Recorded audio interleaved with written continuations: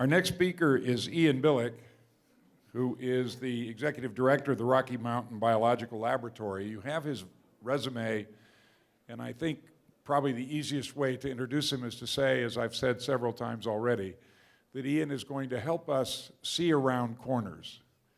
And as somebody who ran a healthcare organization, I was always looking for somebody who could help me see around corners because it was obvious what was coming right at me. Ian? Okay, thank you. I'm off in left field, so if there's a homunculus, I think this is Larry's had a couple beers, he's been watching basketball, and then Ian shows up. So we'll have to go along with that and give us a little bit of leeway. So I'm going to talk about my experience from field biology. It's a lot of ecology and evolutionary biology. It's not healthcare. There's a toolkit that we use that may offer opportunities or insights that may apply in some specific situations in healthcare. Some of the things that I'm talking about today have already been mentioned. We started with a talk this morning, Tim, with stratified experiments. Emmanuel talked about a systems approach, integrated data. Susanna and Stephen talked about our mind creating the world. Matt yesterday talked about open collaborative approaches. And I'm really talking about many of the same things, only from my personal perspective. So there's nothing really fundamentally new about many of these ideas. The idea that Larry charged me with was to consider scarce data. So we read about big data all the time with what Google's doing. There's a lot that's going on with genomics. We can generate massive amounts of data. And so he said, I want you to think about scarce data. And I'm intrigued by how scientists that work with small amounts of data, like field biologists, how they actually manage to move things forward. And so one of the first examples that jumped out, I started as my undergraduate degree was in math and physics. And there was a story that I think the actual quote from Einstein that I got was apocryphal. This quote, if you can believe the web, is actually true. But Einstein had developed his general theory of relativity. And the question was, how do you test that? As Danny pointed out, what's the Popperian approach? What data do you collect to actually see if that's true? And so they waited for an eclipse, which happened to be in World War I, and they looked at a star on the other side of the eclipse to see if light bent. And the story that I got was they rushed, World War I, very difficult to make these measurements down in Egypt, takes a while to get the information back to Einstein at Princeton. Finally, they tell him, and he barely looks up. And I said, well, shouldn't you be more excited? We've shown that your theory is correct. And the apocryphal quote is that he's like, no, I was pretty certain I was correct. He said, God would have missed the chance to make the world beautiful if I had been wrong. And so I thought this was an interesting example of scarce data. He really moved our understanding of the universe forward, and there was essentially one observation, and he wasn't particularly interested in that one observation. So I thought, there's an example of scarce data. A little bit about my background. I threw these slides in about 5:30 this morning after having maybe 10 conversations with people where I tried to convince them I was not an epidemiologist from the Rocky Mountain Laboratory. So I thought I should provide a little bit more background. I'm the executive director of a field station. It's located in Gothic. It's an abandoned mining town that the biologists bought in the 1928. We sort of moved in and took over. What we do is we facilitate scientists that need to work outside. There are questions that are inherently have to be asked outside. They range over a whole number of areas. Up there is a protein structure, PGI, from a butterfly. Dr. Ward Watt's been working on that for about 50 years. Figuring out how butterflies interact with their environment. Research group there from University of Arizona working with a LICOR instrument, so they're measuring trace gas flux. You can believe it, they can actually measure photosynthetic rates in the field. That's a stream insect, so any fly fishermen might appreciate that. Mayflies. There's an awful lot of research on pollination biology, so how insects visit plants, how they pollinate them, essentially how plants have sex. A lot of behavioral work. Another example to set up the talk that'll come after mine, climate change experiment. So we've got the world's longest running warming experiment. So they're warming the outside about 3 degrees warmer than control plots. Obviously, the question is not what is climate change happening, but rather how do biological systems respond to climate change. So that's just a small sample of the kind of research that's done at the facility. And maybe the best way to describe what we are is we're a research platform. And there are lots of different kinds of research platforms: Hubble Space Telescope, deep sea research, high throughput genomic sequencing, observatories where we're looking at outer space. So those are platforms that scientists use to understand the universe and understand the world. And so what we are as a field station is we're a research platform. We have scientists that come in from all over the world to do research, and we provide access to the outdoors as well as the accumulated intellectual capital about that environment that allows them to do their research. So that's an introduction to who we are and what we do. Scarce data. So just to emphasize some of the challenges that field biologists must confront is, here's an example. How big must an ecosystem be? This is an experiment that was run down in South America where they took advantage of existing deforestation and they created forest fragments of different sizes. And the question was, how large does a forest fragment have to be in order to maintain the birds and the mammal species? Obviously, that's not an experiment you want to do once. If you do the experiment, hopefully it's not going to happen again. You're likely to have any kind of replication. So that's an example of scarce data that field biologists work with. What do I mean by idiosyncratic? So I've sort of thrown this challenge: scarce data, idiosyncracy, complexity. So idiosyncratic in time, ecologists are working, and field biologists are working in systems that are idiosyncratic in time and place. If you're working on DNA, you could be in Zurich or Mexico City, and that DNA molecule is essentially the same.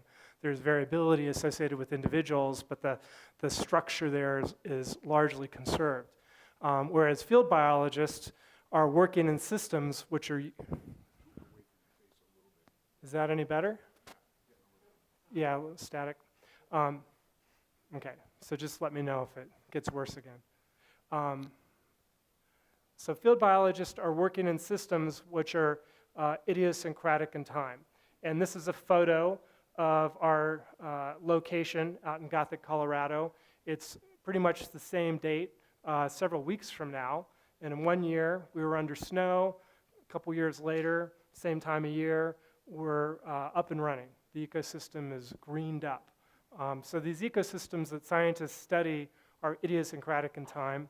And it takes a particular mindset to work like that. People that like tightly controlled situations, that drives them crazy. So if you've spent a year as a graduate student designing your experiments and you show up and it snows 2 feet in the middle of July, not just June, there are certain type of scientists that simply cannot deal. We put lithium in the water system just to help with that. And then idiosyncratic in place. One meadow, as those of you know, may be completely different than another meadow. So if you have a backyard and you plant your flowers, you may realize that, oh, I can plant them over here and they'll do just fine, but if I move them over 15 feet, they're not going to take off. And so these systems that field biologists are studying are idiosyncratic. They're unique not only in time, but also in place.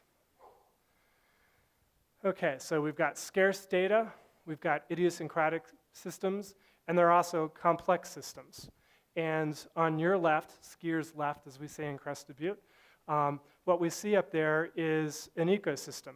So that ecosystem, it's a visualization of all the different interactions, essentially who eats whom. On skier's right, there's a similar ecosystem web from a marine system. And my point is that these systems that the scientists are studying are complex, and we define complex, it's different than complicated.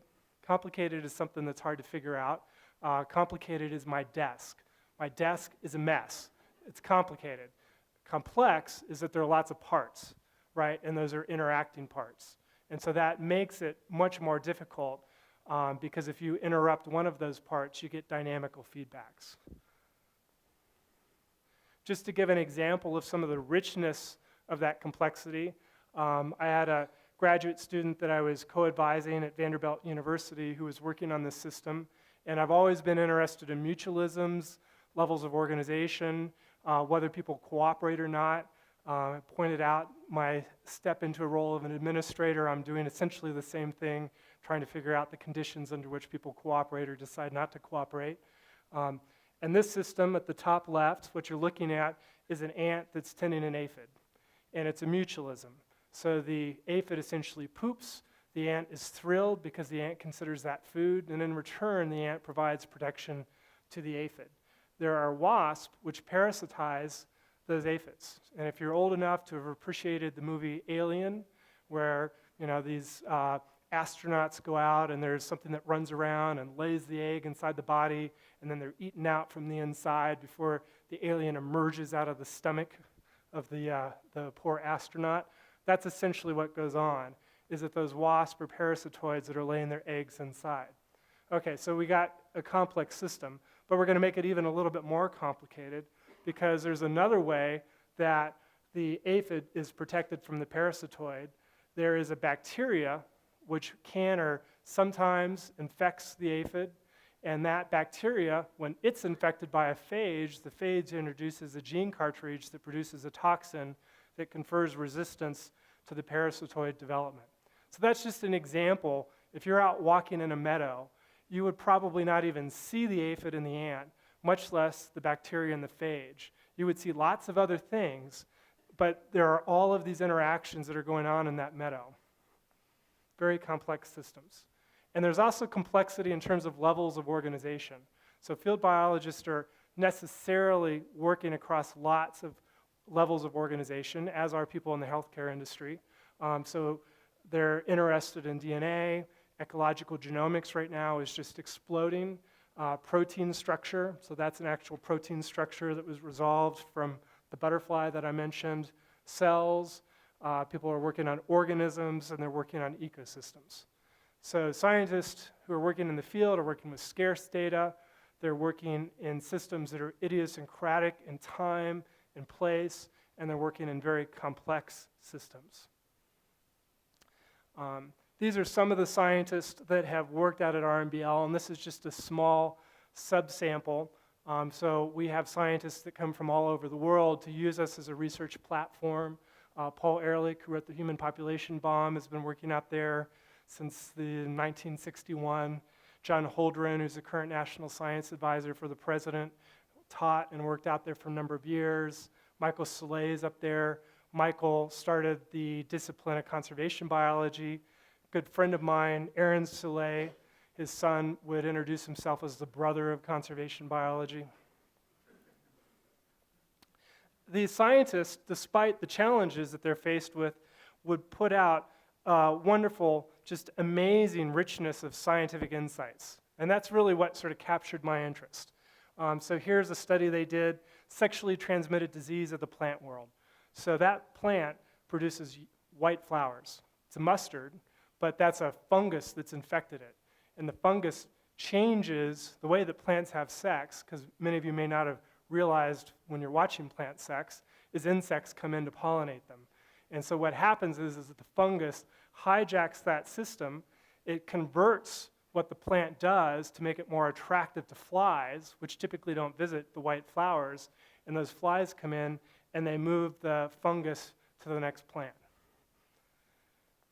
It's been work done on color and pollination. Much of what we know about pollination biology comes from RMBL. A study that came out several years ago. It's kind of like the Old Testament. Ken Armitage from the University of Kansas started doing a mark recapture study on these marmots in 1961. So this marmot begat that marmot for generations upon generations. They've been collected enormous amounts of information about those marmots. So several years ago, some scientists working together analyzed that data set and were able to extract insights about how the populations were responding to climate change. So these are just a few examples of some of the research that's done out there. And in thinking about the research and thinking about the challenges that the scientists were facing, I got very interested in this question of how is it scientists that are studying these idiosyncratic systems are getting to general insight. So Mary Price was on my thesis committee and has been a collaborator, someone I've worked with for many years. We worked on an edited book called The Ecology of Place, which is how scientists that are working in these systems that are rooted in time and place are able to extract general insight that people around the world want to read about. So that's what I'm going to talk a little bit about today, is how I think some scientists are able to pull this off. And I want to emphasize that I'm not arguing that there's one way to do science. I'm not trying to be prescriptive. I'm simply saying here's a tool in the toolkit that some scientists have used very successfully and may provide insight into application in other areas. So how is it that scientists extract insight? I mentioned that there's been a lot in the press, a lot in the news about this idea of big data. One approach is to do data mining. So you get a huge data set and you extract a lot of information out of that. And I finally had time, I think there's a book titled Big Data. Forgot to read the title, but I had a day to read it, so I got it in. And they essentially argue that we should be focusing on correlations and we should throw causality out the window. And that can be, in some instances, it can be useful, but only in some instances. The challenge is something that mathematicians would call high dimensionality. So high dimensionality is when you have lots of independent variables. So if you're trying to predict something and it's got a single cause, that's low dimensionality. If you're trying to predict something that's got lots of different causes, why did your son decide to huck that cliff when he was out skiing? That's a very complex question, probably driven by lots of different things. That's highly dimensional. If your data stream is big enough, you can resolve that. So you can take a supercomputer that spits out a series of random numbers, and they're actually pseudo-random. And so when I took this course in graduate school, they pointed out that the dimensionality of the supercomputer at that time was about 52. They had no idea what the dimensionality was. They could predict the next set of numbers that were going to come out of that. So there's a relationship between the length of the data and the dimensionality. When I was trying to track down, there's a mathematical proof, and actually a pretty simple intuition that can get you there. I'm not going to go into that today because I don't have time. But I was trying to track down the mathematical proof, and I couldn't find it. But I did note the professor that taught that course is now working for Deutsche Bank. So this approach, and I was taking the class at the Scrims Institute of Oceanography, and he'd been doing fisheries work. So that approach of high dimensionality and mining big data can be very powerful because people are clearly paying him a lot of money to do it. Okay, so data mining, one of the challenges is changing dimensionality. What do I mean by changing dimensionality? It's another way of talking about high dimensionality. The stock market is a classic example. We have lots of data on the stock market, and so if it was simply a high dimensional system, then it would be a question of how much data do we need in order to predict where the market's going to go, which is why they hired this professor that I took the class from. But the reality is that the dimensionality is changing through time. And so the length of the data doesn't give you don't have enough time to catch up with what's changing in that larger world. And so big data can sometimes solve that, right? And hedge funds are looking for that extra millisecond on their trades. And so that gives you an idea of what that horizon is on changing dimensionality. So big data can maybe solve that, so I put a question mark. The other challenge to data mining is that for any sequence of data, there are an infinite number of algorithms that will predict that data, right? So if you just, this is why they say past performance does not predict future performance. No matter how long your data set is, I can give you an infinite number of formulas that would predict that same set of data. And so there are inherent limitations to what can be done with data mining. I threw up an example, that's the Gunnison sage grouse. So our county, Gunnison County, hosts one of the last, really the only big remaining population of the Gunnison sage grouse. Fish and Wildlife is in the process of determining whether to list that as threatened or endangered. I was asked to take a look at how they were analyzing the data. And essentially they had a study that just had lots of data in there, and they pulled out random insights and were making conclusions about that. It was very discouraging because it was just lots of data, and you could probably pull out an infinite number of inferences based upon that data unless you were very careful. And so it can be very tempting to take a sequence of data and impose on it some sense of what's going on. It's a trap that we easily fall into. So I'm going to shift the focus from an approach that emphasizes correlation and that emphasizes having lots of data. So even if you have lots of data, there are inherent limitations, to talking about something that emphasizes more cause and effect, right? Because where I started is that field biologists are working with scarce data, and we often don't have the luxury of just getting a big data set. Our ecosystem is up and running for about 10 weeks a year. And so if they blow that experiment, they're going to wait another 40 weeks before they run that experiment. Eventually, the thesis advisor's patience starts to wear out, and they run out of time. So our scientists start to get very good about working with scarce data, taking advantage of the limited opportunities. And really my thesis, which is not counterintuitive, it's not surprising, though if you read some of the current literature, it seems like it would be surprising, but I think at the end of the day it's not really surprising, is that there's a lot of power in thinking about how and why things happen. And this image just harks back to Einstein with the general theory of relativity.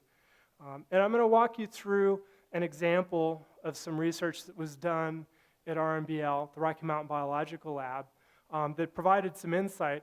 And I'm going to talk about how that insight can get pushed into other contexts. And there's scientist Bobby Pekarsky is at the University of Wisconsin. She had a distinguished career at Cornell University. She received a Lifetime Achievement Award for her work from the North American Benthological Society. She's recognized all around the world for the work that she does on streams.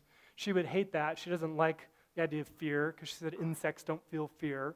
You know, I feel fear, but insects don't. But it's kind of a catchy phrase that captures what's going on. And she's interested in studying mayflies. She knows a lot about those mayflies. And they made an observation.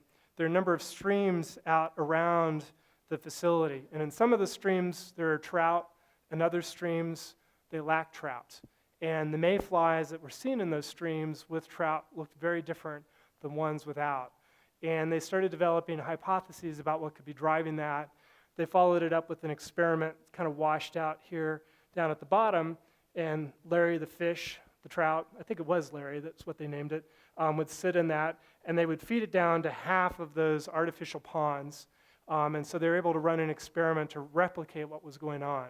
And what they saw was that mayflies may not have fear, but they're not as stupid as you might think, right? And the example I would give to students who would come out to our facility, because we put them in these little cabins that have no heat, that only in theory do they keep the snow and water out. We feed them in a central dining hall. And I said, well, think about it.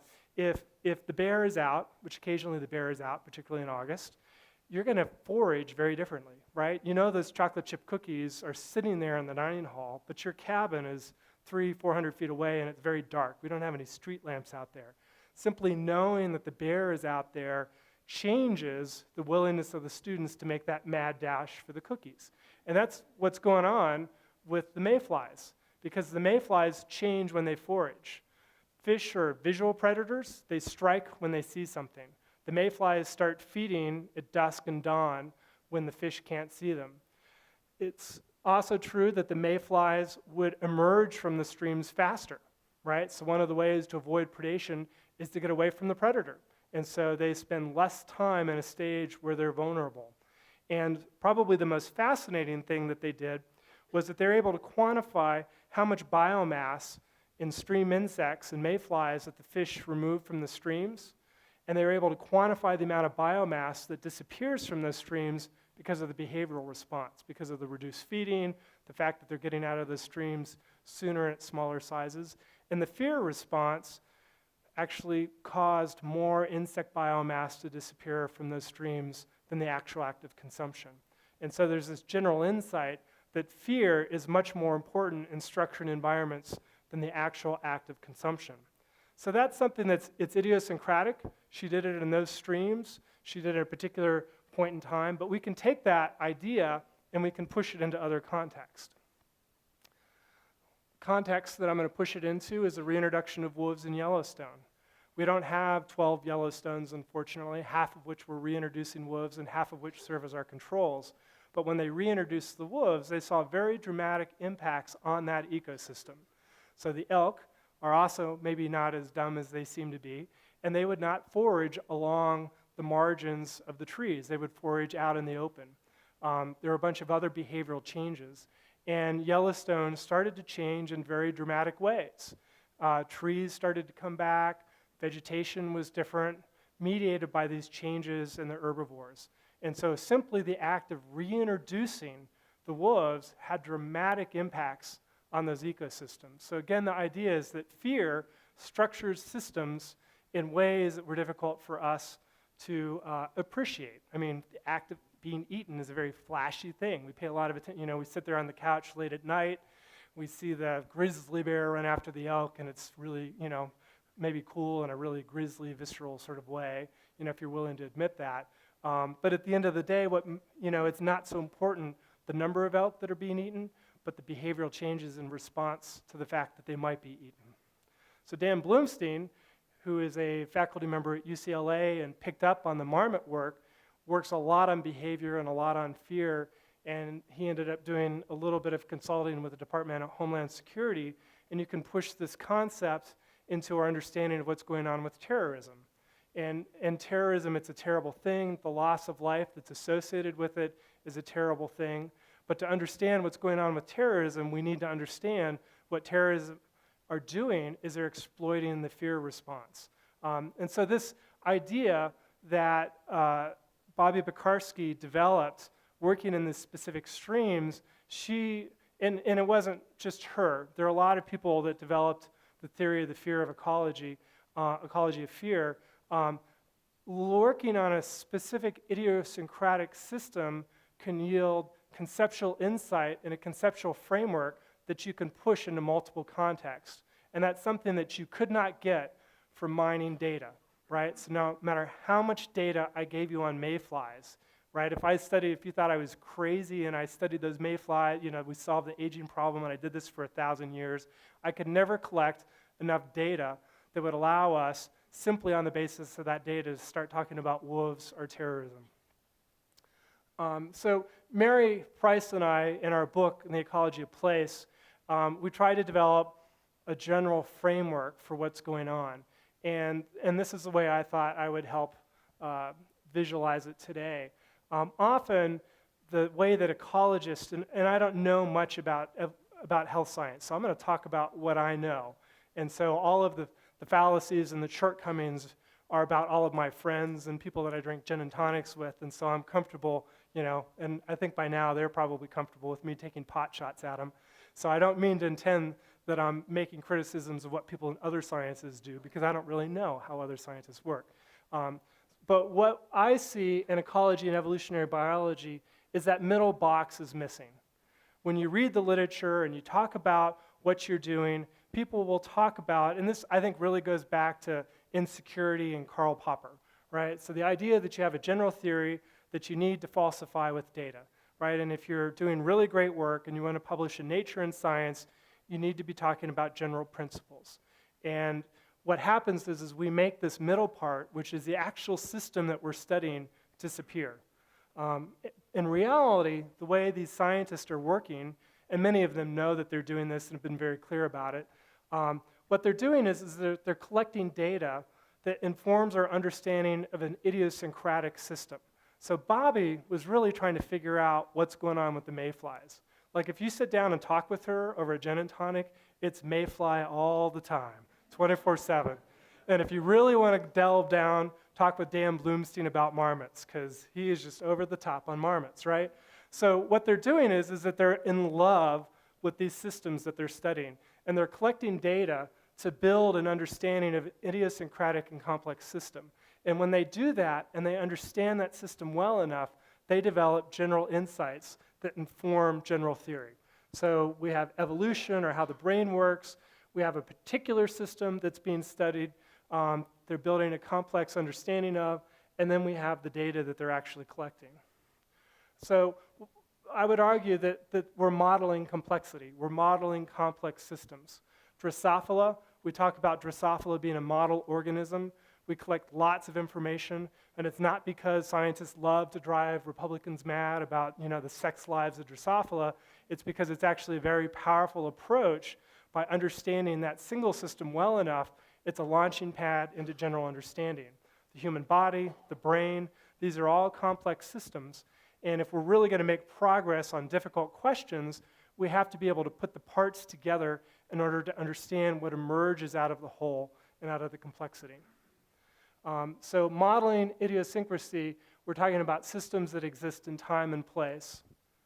And I'd like to point out that this approach that I'm talking about is not unique to our particular institution. This is something that's been extremely successful for ecology and evolutionary biology.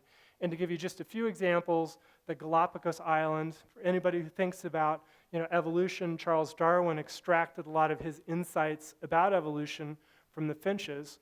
Peter and Rosemary Grant, there at the bottom, have spent 40, 50 years at this point collecting very detailed information about the finches out on those islands.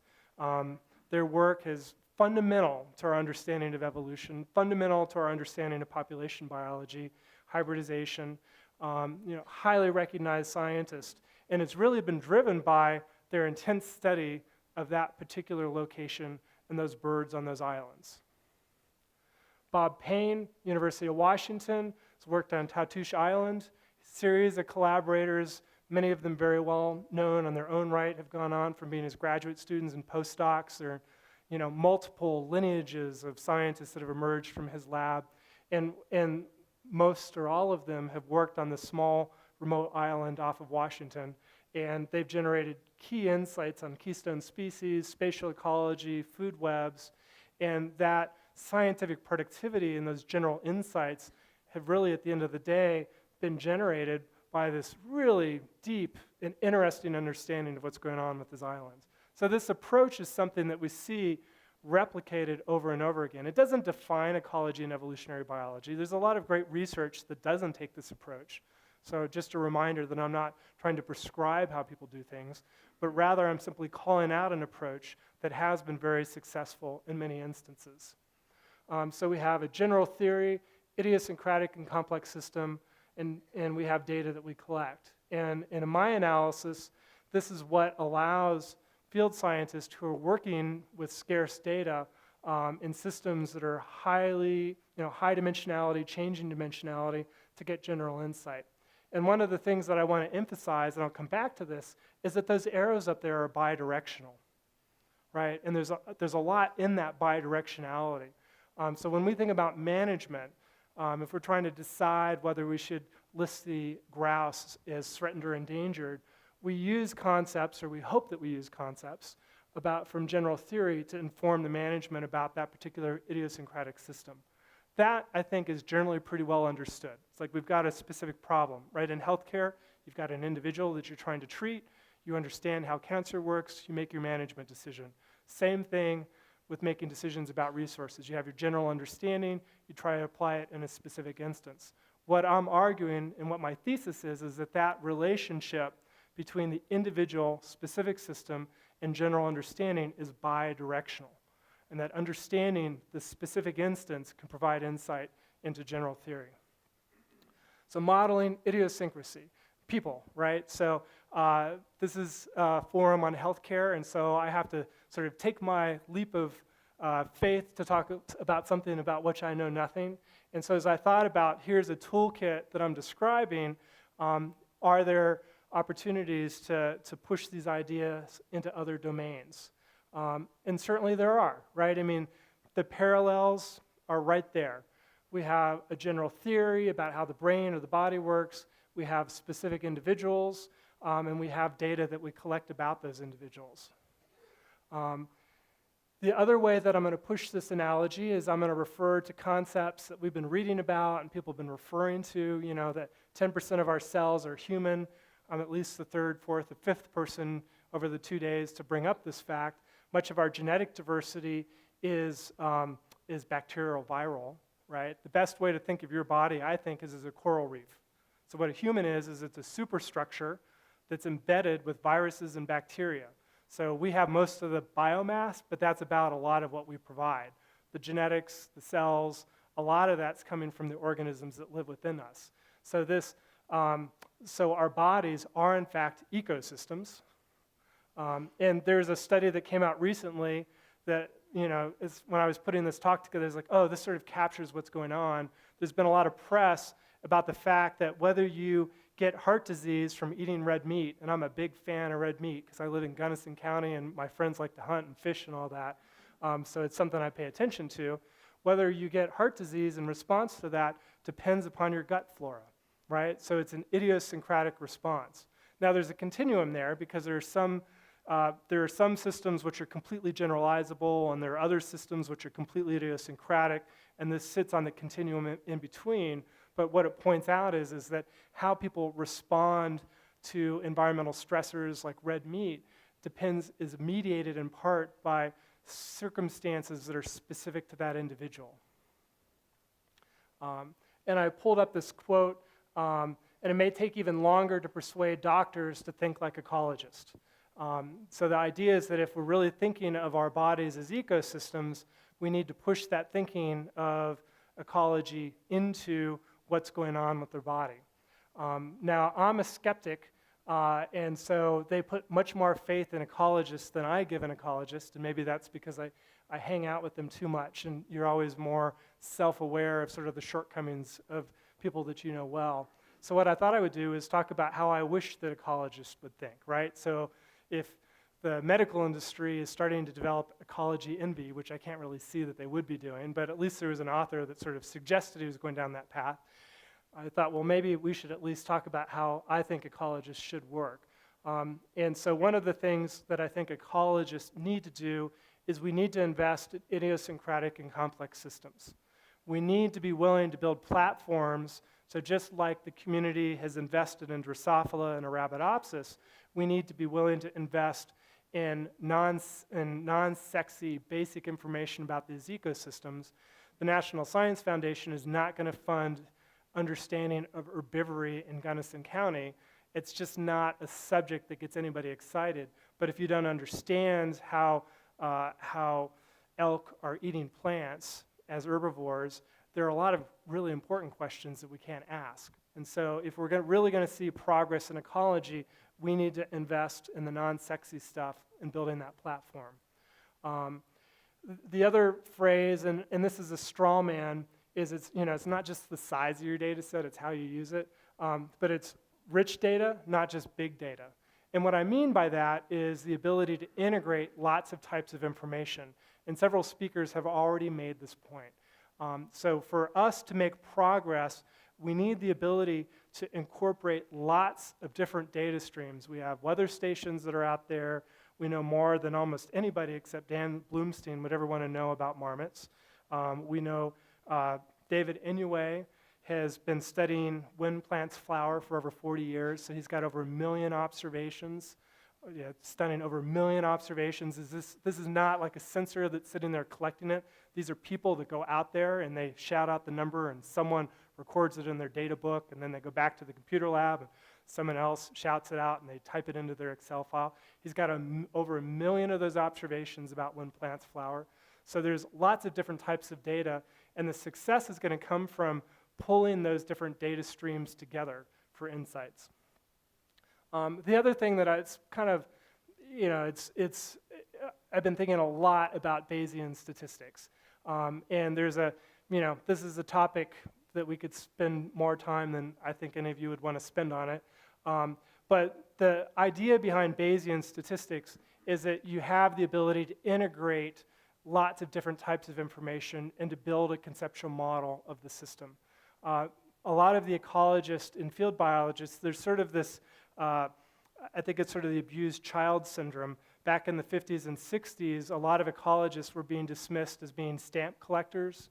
And if you've read E.O. Wilson's autobiography, he talks about them trying to get rid of the ecology and evolutionary biology department. And so part of the response to that abuse is, no, we are scientists. And what that means is we run highly replicated experiments. You know, we may not wear white lab coats, but we do everything else that scientists do. And so I think that response has meant that we throw out a lot of really interesting, important stuff. So you will not see in an ecology journal, one of the top ecology journals, the publication of a single data point, right? So if Einstein was an ecologist today and he had an observation, they would not publish it. Well, that's meaningless, right? I mean, what does it matter how much data you have? The question is whether your observation really moved forward the understanding. So I think there are some things about how ecologists work where we could really free ourselves up. And this maybe goes back to the talk on illusions, and it connects in sort of interesting ways. Babies, whether the baby elephant or a human baby, are the ultimate scientist. And there's a lot of research that's emerging that our brains are essentially working using a Bayesian approach. And so we're taking in scarce data about our environment. So when they're talking about illusions, what they're talking about is we are constructing a very rich understanding of the world around us based upon very scarce data. And that's because our brains are working in a Bayesian approach. And so I'm not nearly as far along in my career as Larry is. And so Larry gets to aspire to be a bacteria. I'm aspiring to be a baby. So if I can get the ecologist, you know, to start thinking more like babies in terms of how they investigate the environment and how they construct the world around them, that I would consider that a big success. And ecology is really, you know, depending upon how you count, only been around for 80 years or 50 years, so ecology is like 0.01, version 0.01 or whatever. And then the other thing, and this will be counterintuitive for this group, is I think that ecologists and evolutionary biologists need to get stuck more. So for people that are working in the healthcare industry, this just, you know, why would I even bring this up? I mean, a lot of our conversations over the last 2 days, you're talking about being stuck. And you're talking about being stuck in very important ways. People die when we get stuck because we don't get to the healthcare solution. There are decisions which are made that waste money when we don't get to those right solutions. Something that I think should scare the shit out of everybody in this room is that ecologists don't get stuck very much, right? So ecologists are charged with understanding the world that they're working in, but currently we're largely divorced from policy making and management decisions. And so we're not getting stuck, and when you don't get stuck, you pull the low-hanging fruit. The incentive is to get a grant, to get a publication out there. And so if you can do that without getting stuck, that is your incentive structure. And so ecology and evolutionary biology, and this is also the topic of another conversation, we're very divorced from the decision-making process, and I think it's really inhibiting how quickly our field is moving forward. And if you haven't read the Idea Factory about the Bell Labs and how information theory emerged out of getting the phones to work, you know, I encourage you to read that, because I think it's a great example of how you can juxtapose trying to solve problems with fundamental research. So to conclude and finish up, you know, the ideas I want to leave you with is that these are ecosystems that we're talking about, whether it's students or humans embedded in the natural environment or the coral reef or the human body. We're all studying ecosystems. And if there's anything that we've learned in the last 10 years and other people learned well before us but biology didn't catch up to, if you're studying biology, you're studying ecosystems, because that's how biological systems work. And I'll point out that from ecology, and this is why I was saying you should be scared that ecologists are not getting stuck, because economists tell us that ecosystem services, clean air, clean water, agricultural services from natural pollinators, they're worth as much to the economy as traditional GDP. So if we quantify where does economic value come from, there's at least as much economic value in those natural services as there is in traditional marketplace transactions. We still manage those resources and we make decisions about those, but the fact that our science is not informing those decisions, to me, is really, really scary. And if you think about it long enough, it will probably start scaring you. Some of the research that has been done at Rumble, RMBL, the Rocky Mountain Biological Lab, does matter, and so I don't want to paint too dire of a picture. That pond, particular pond, if you hike over West Maroon Pass from Aspen, Larry's going to do that later in August, you will see across that valley, you will see that pond.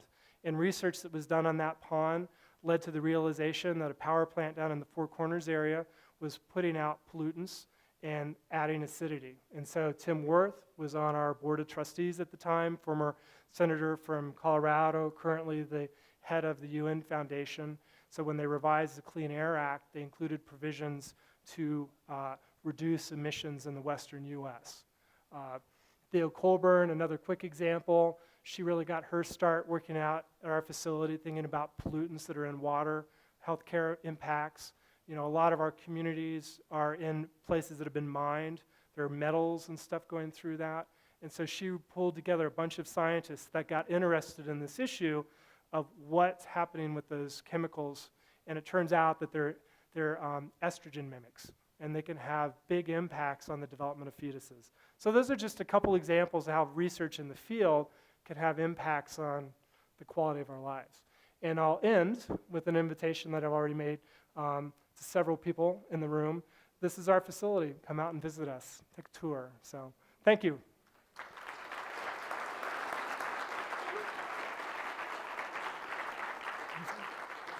Meeting has been complexity and complex systems and how we study them, and often that creates the study of them, creates complex data, and we talked about how we might use them and share them and all that sort of stuff. And I would argue that in ecology there are a lot of examples that very parallel what people here talked about. I think, for example, the kind of large data sets that places like the Cornell Lab of Ornithology puts together with citizen science input with maps, which then can be used to look at all sorts of things like sort of a biological assay for climate and so on. And so I think there are tremendous parallels, but I think what we're talking about here is complexity, and which is very exciting, but ecosystems certainly show that. Yeah, I mean, they're just different points on the continuum, right? So people, ecosystems are all biological systems. There are a lot more people than there are ecosystems, and so we can use different toolkits, but fundamentally it's the same thing. I agree, yeah. Thanks for your comment.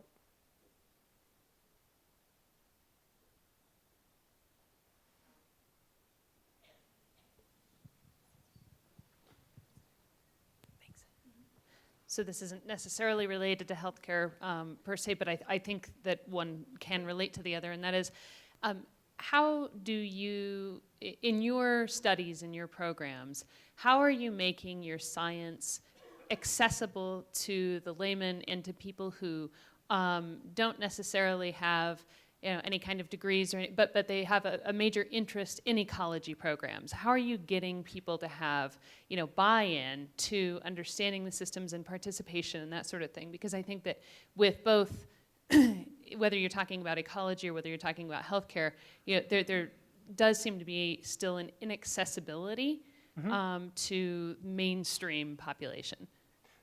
I think science communication is critical. And often we struggle with thinking about things from the perspective of our audience. And at our facility, we've really started to try to do more to train scientists to be effective communicators. And it's not rocket science, but you need to be able to give them those tools. One of the things that I emphasize, one of the things that I think has made our facility very productive is the tight integration between education and research. And every year we have a cohort of undergraduate students that come out that work with the senior scientists. And undergraduates are very bright people that see things in new and unique ways, and that forces the senior scientists to open themselves up. So one of the things we've really been trying to do is to push that concept with the general public. And the idea is, let's think about this dialogue that we have with the public as not being one where someone stands like I am in front of a group and expounds on their wisdom, but let's have a dialogue, and let's see if we can bring the general public into what's doing with the idea that they can ask really interesting questions that we would have missed. Because if we can have a conversation with them that gets them to a point where they ask a question, where the light bulb goes on with the scientist, now that relationship is bidirectional, because they've really internalized what's going on, and then the scientists are benefiting, by sort of the richness of the interaction. Kind of what Diana was talking about in terms of opening yourself up to dialogue and different viewpoints. I think that's a concept we can push into science and science communication. It's not a one-way street. Hello. So with the relativity, I always have it described to me by somebody, and it's this beautiful imagery, but it's also an equation that I don't understand. That's a high-level math. Is that true in ecology as well for the fear ecology that you're talking about? Is there a huge equation that you're describing right now? Does it make sense?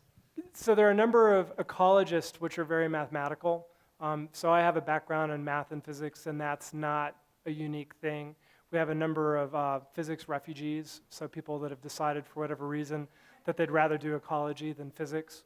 And part of it is the conceptual frameworks are critical, and when you have scarce data, you have to extract as much as you can out of them because you can't simply run that experiment the next week. You can't, oh, I screwed that up, let's go destroy another ecosystem and replicate large and small plots. And so, so mathematical skills are really critical for a lot of ecology. And I often suggest for undergraduates that are thinking about going into the field, take a lot of math because it's going to help.